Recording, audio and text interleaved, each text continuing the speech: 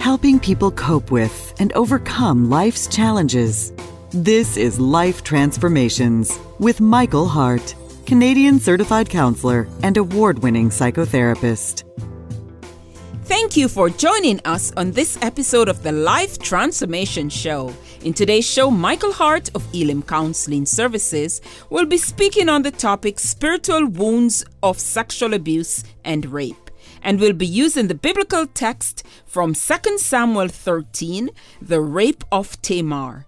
You can find out more about our not-for-profit organization or make a donation to our ministry by going to elimcounselingministry.com. Elim is spelled E-L-I-M, counseling with 2 L's, ministry.com.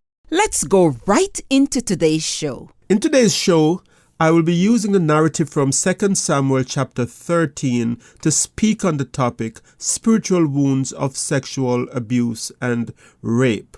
And I think this is a very appropriate passage for speaking about rape and abuse because it speaks of the rape of a young woman by the name of Tamar. I also think it's a very important topic for us to be doing because unfortunately, rape and sexual abuse is very common in our society. Statistics from Statistics Canada show that 1 in 4 North American women experience rape. 80% of the assailants are friends and family, and 60% of the victims of rape and sexual abuse are under age 17.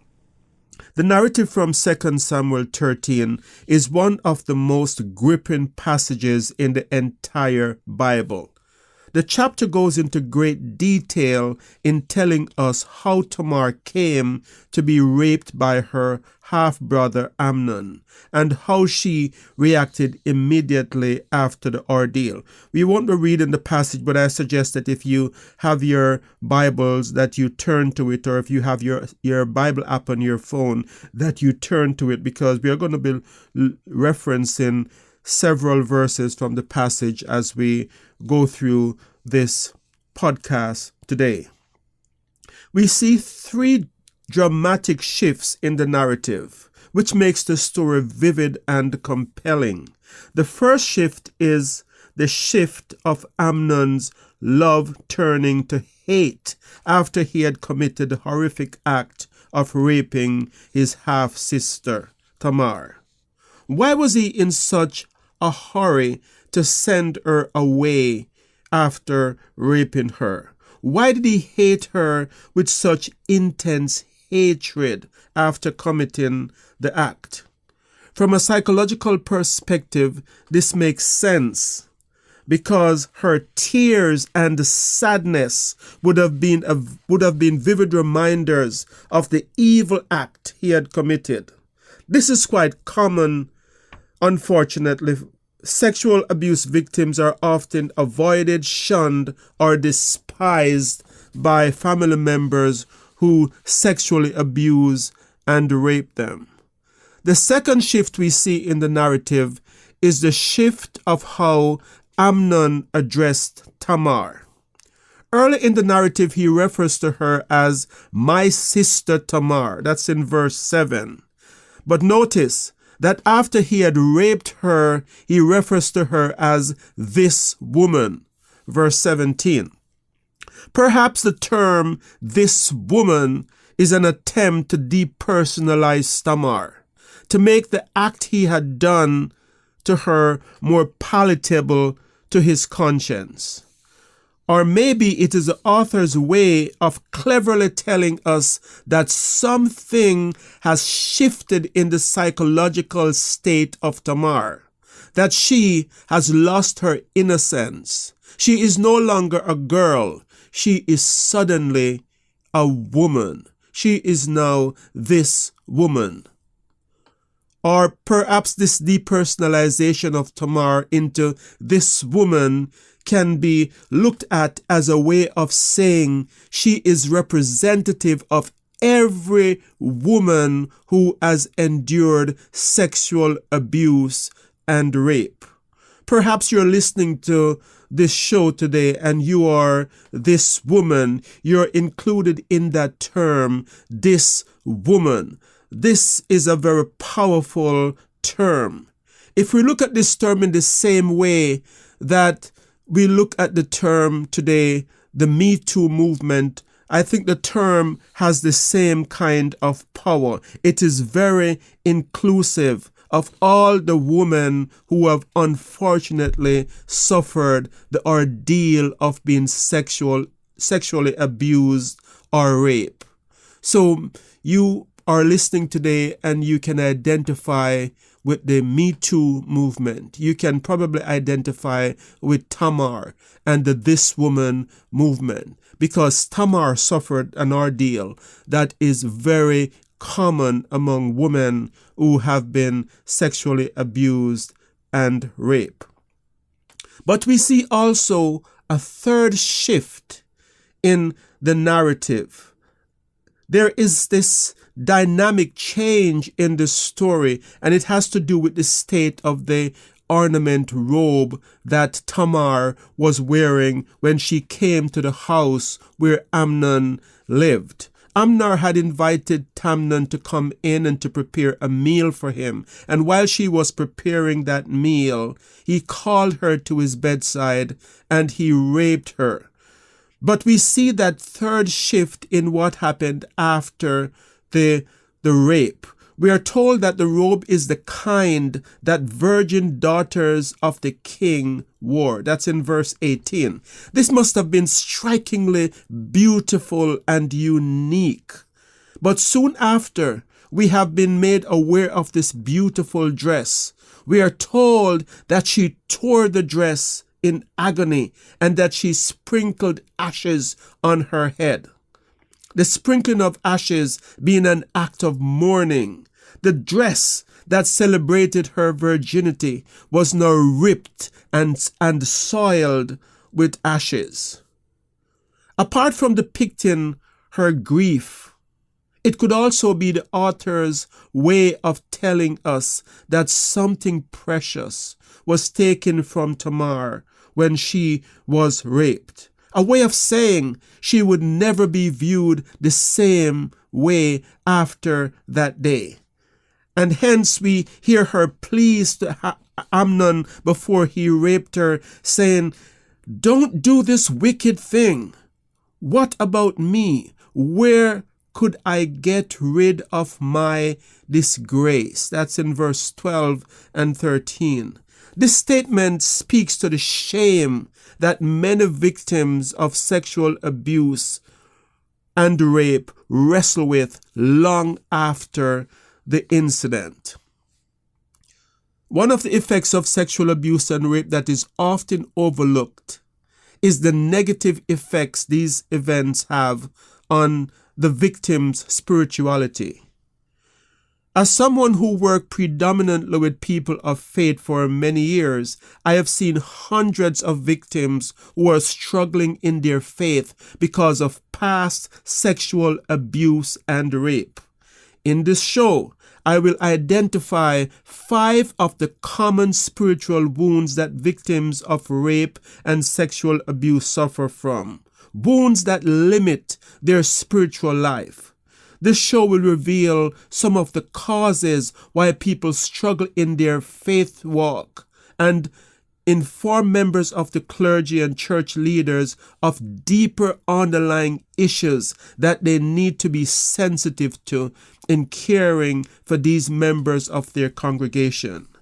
This podcast will also be helpful to victims as it will give insights into why they struggle with certain aspects of faith and motivate them to deal with the root causes. So the first point I want to speak to today, the first spiritual wound, is the wound that makes victims incapable of trusting God, the inability to trust God. And this makes sense because these victims who have been sexually abused were abused by people they trusted. The statistics that I referred to earlier says that 80% of the assailants are family members and friends. So in a very large part, people who are sexually abused are abused and raped by people that they know, people they trusted. In some case, it's a father. In other cases, might be the beloved uncle. Or it might be that bigger brother that they once looked up to. But whatever the relationship is, there is a violation of trust. And so victims of sexual abuse develop this inability to trust, and it affects their ability to trust God. And so one of the things that we know, that when people feel that their lives are out of control and they can't trust people around them, they develop false way of trying to find control of their lives. So this inability to trust can reflect in the victims coming up with rituals to try to feel safe in their environment. And many of these rituals are forms of OCD. So it could be feeling, I feel safe if I arrange things in my room in a certain way. And so young victims of sexual abuse who develop OCD often have certain rituals that they do as a way of trying to feel safe in their environment. In one study that was done and published in the Israeli Journal of Psychiatry, they found that 53.3% of sexual abuse victims suffered from OCD. So these are victims who have developed rituals as a way of trying to feel safe and to deal with the anxiety that resulted from the sexual abuse or the rape that they have suffered. And so in adult life, these children find it very difficult to trust God and to trust others. So they may isolate themselves in church congregations. They might not develop healthy relationships that can help them to become close to people and to be able to develop some of those social ties that will help them to heal, because they just cannot trust. And they cannot trust God as well, so they keep God at a distance. And so it's not uncommon for people who have been sexually abused or raped in their childhood to say, I just don't believe that those promises are for me. I know God can heal others. I know that He will provide for others, but I just cannot trust Him to do the same for me. And so this comes from their trust being violated in childhood. And so for people who are counseling victims of sexual abuse and rape, it's important to understand the source of that inability to trust. There's a second spiritual wound that victims of sexual abuse and rape carry, is this inability to feel. When young children are being victimized and they're powerless to do anything about their circumstances, one of the things that they do as a result, as a way of trying to cope, is to shut down their emotions. They become numb to what is going on around them. And so after a while, they develop this inability to feel. And so once they become believers, they cannot experience the joy of God. The psalmist in Psalm 16 verse 11 says, in your presence, that's in God's presence, in your presence, there is fullness of joy. At your right hand are pleasures forevermore. So when these sexual abuse victims do not engage in worship in a way that allows it to uplift them, they're not just resisting what's going on in the church. They're not just being stoic. They're actually incapable, because of what they have experienced in childhood, to participate in a way that can make them feel joy.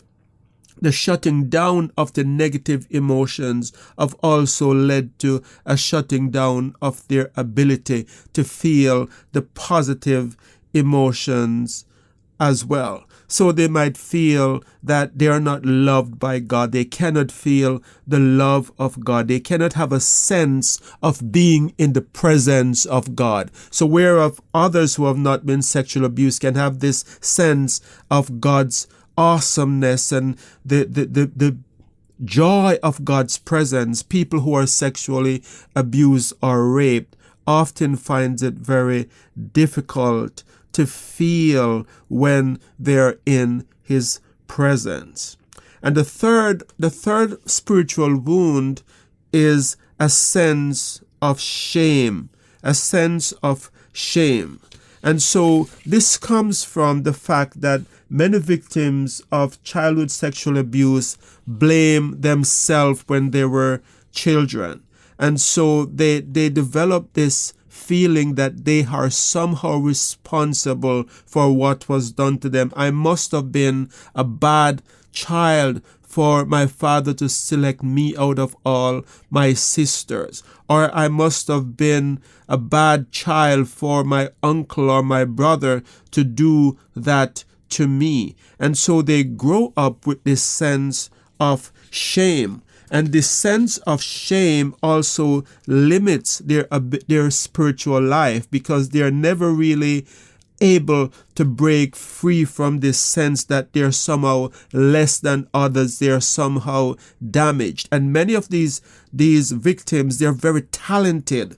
They have tremendous talents that they have developed over the years, and maybe as a way of coping during their childhood, but they just cannot bring themselves to a point where they can allow God to take that talent and use it, because they feel this sense of shame.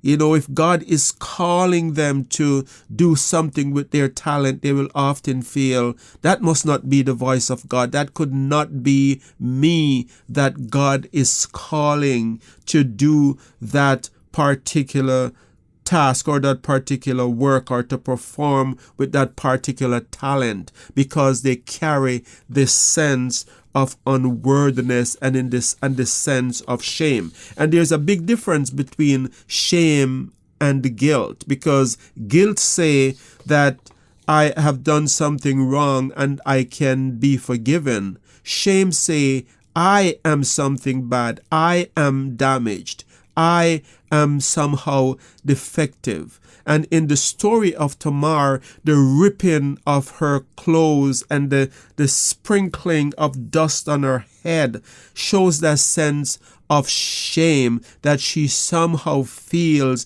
that her state has changed. And in her plea to her brother, where she said, where could I get rid of my disgrace? In other words, she is feeling that once this thing is done to her, she is stuck and does not have a way to get rid of the shame that she is carrying. And this shame limits many victims spiritually.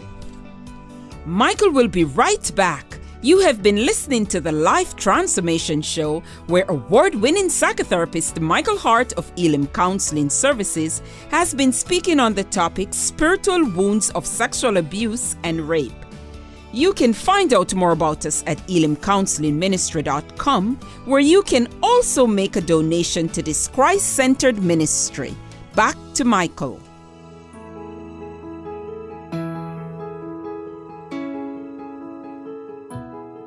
And the fourth spiritual wound of sexual abuse and rape is that there are certain triggering spiritual terms or disciplines. So, for example, the term God the Father to a person who have been sexually abused by a father is very triggering. They cannot appropriate that term as a term that means safety, as a term that means reliance and trust. They see this term as a term of danger. And so many of the passages of the Bible that talks about God the Father do not bring peace to these victims in the same way it does to the rest of us. And so for those of us who are shepherding victims of sexual abuse and rape, we have to become aware of how we speak to them about God, and other terms can be used for God other than God the Father. And in any case, if you're going to be using that term to someone who have been sexually abused and it's triggering that person, you have to be very sensitive, and it might take time and patience before they can learn to appropriate that term in a way that's positive. And so being sensitive means that you use other term about God. Being sensitive means that for new believers, you will need to explain how God the Father is different than earthly fathers, because this is not something that is natural for persons who have been betrayed, sexually abused, and raped by their earthly father. Another triggering term could be the term time alone with God. You know, many of us talk about spending time alone with God, and that's the discipline of prayer and meditation, where we encourage members of our congregation to spend time in prayer. And it's not surprising that many people do not have a prayer life. Many people who are victims of sexual abuse do not have a prayer life, because time alone with God is triggering. Spending time talking to God the Father alone is triggering. And so for these people, it is necessary to have them deal with the underlying pain. And it's no wonder that some leaders of the church, they are frustrated, because people will have time to do everything else. They can spend hours watching their favorite shows on TV, but then they will say, I have no time for prayer. It's not that they have no time for prayer. It's that time alone, spending time in quiet, is very triggering for these people who have been sexually abused. And so help is needed to desensitize those terms and to help them to begin to see it in a positive light. And as believers and leaders of the church, we should be aware that we do not have to get hung up in referring to God in certain ways, because these terms are just terms that are used to describe God, but God is beyond description. None of these terms capture all of who God is. So God can be referred to in multiple ways, and he has been referred to in multiple ways throughout scriptures. He is referred to as leader. He is referred to as king. He is referred to as Lord. And so these other terms can be more appropriate than speaking of God the Father initially to someone who has not yet dealt with the betrayal and abuse by a father.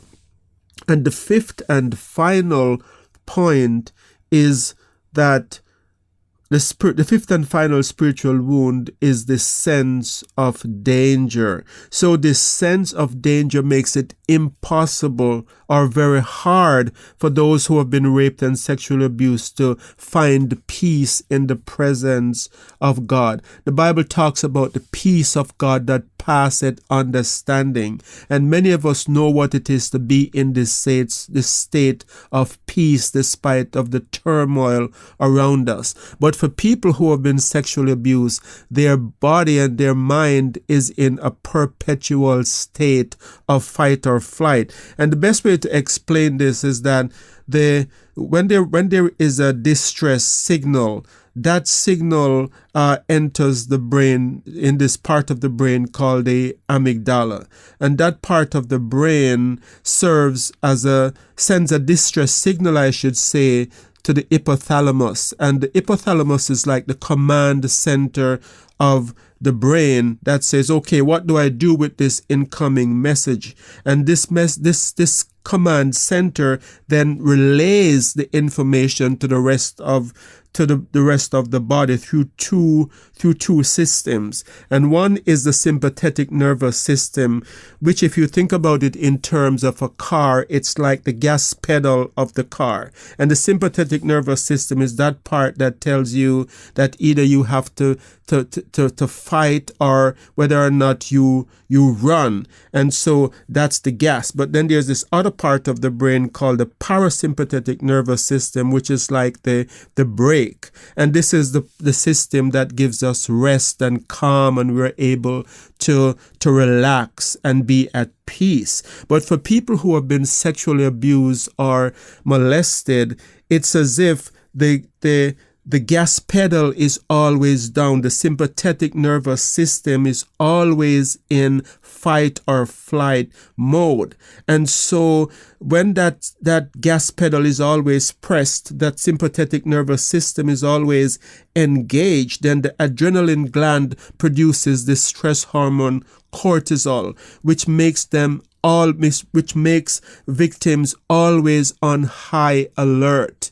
And so this robs them of experiencing the peace of God. Proverbs 28:1 says, the wicked flees when no one pursues. And I'm not calling these victims wicked. What I'm trying to illustrate here is that for people who have done wrong, sometimes their guilty conscience keeps their sympathetic nervous system engaged, and they're always in this fight or flight mode because they think someone is going to take revenge against them. The same thing happens with sexual abuse victims and people who have been people who have been raped. They're in this perpetual state.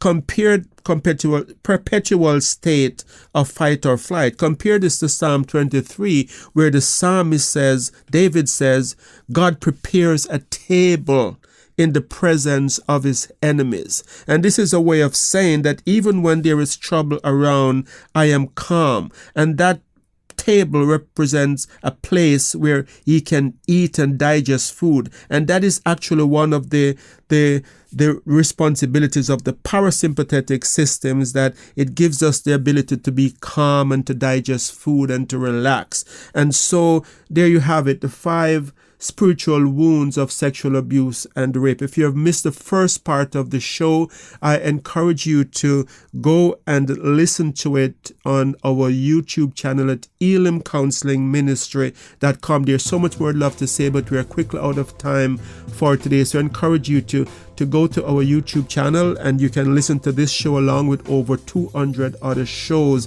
that are published there. We also want to remind you that we are a not-for-profit organization that counts on your support. You can support us through our website at elimcounselingministry.com, ELIM counseling with 2 L's ministry.com. You can also donate through our Patreon page at patreon.com/Elim for as little as $5 monthly. I want to thank you so much for tuning in to this episode of the Life Transformation Show, and to pray that God would bless you in all your relationships and to keep you sound in mind and pure in heart.